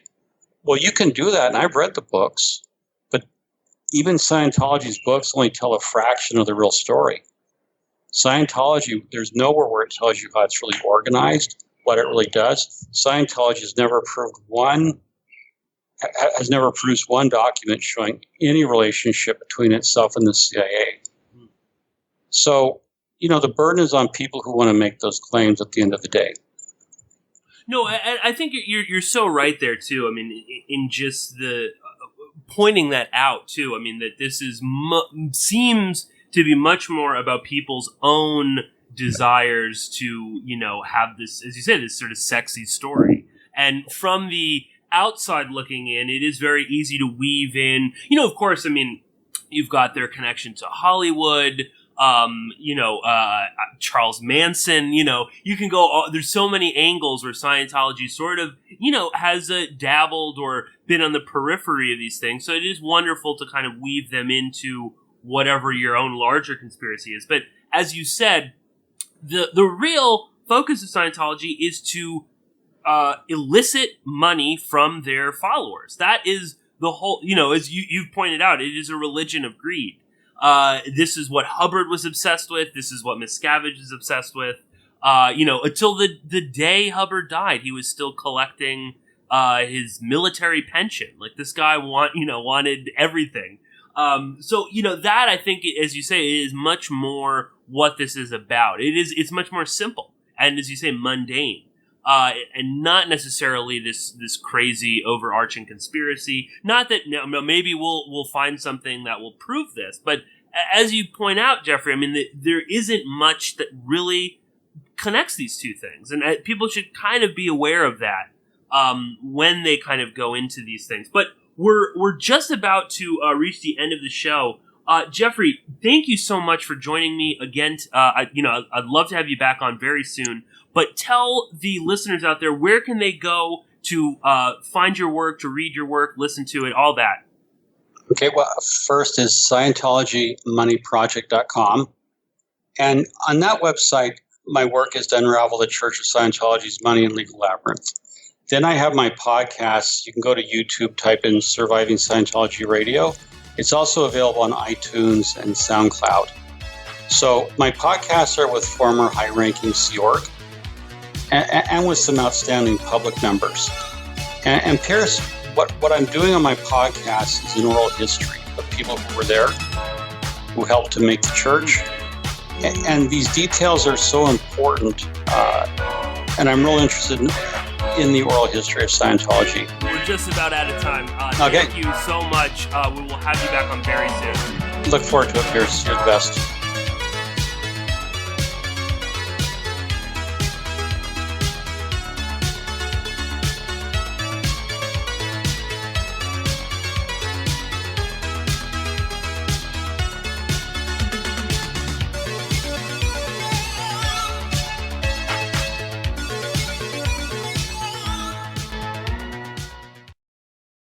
News and information you can trust. This is American Freedom Radio. Freedom, American Freedom Radio.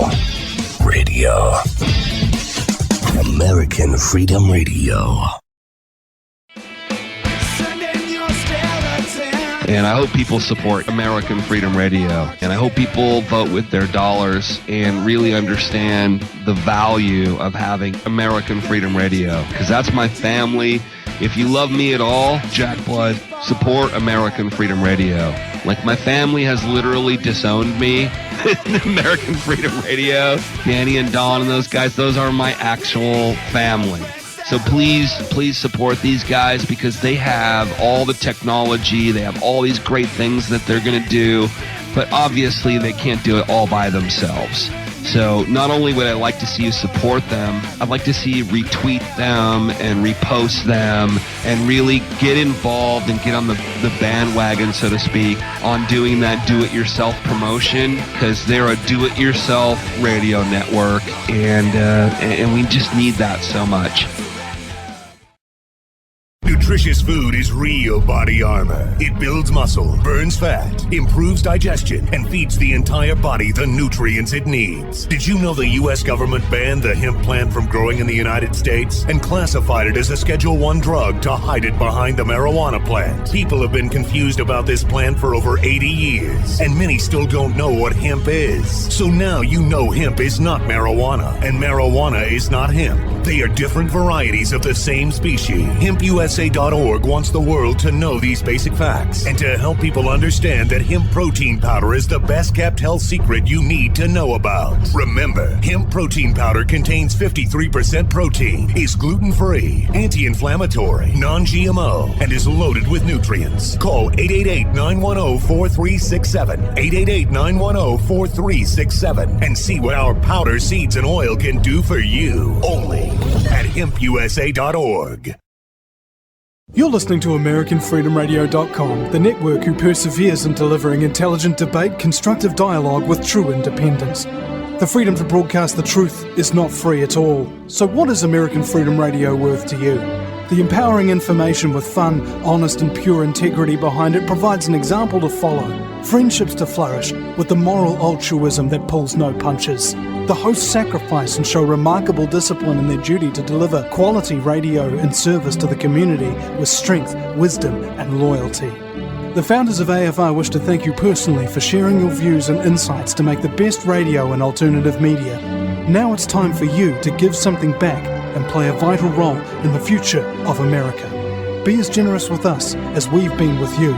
Click on the donate banner at AmericanFreedomRadio.com or volunteer by emailing AmericanFreedomRadio@ymail.com. Vaccine, psychotropic drugs and artillery batteries not included.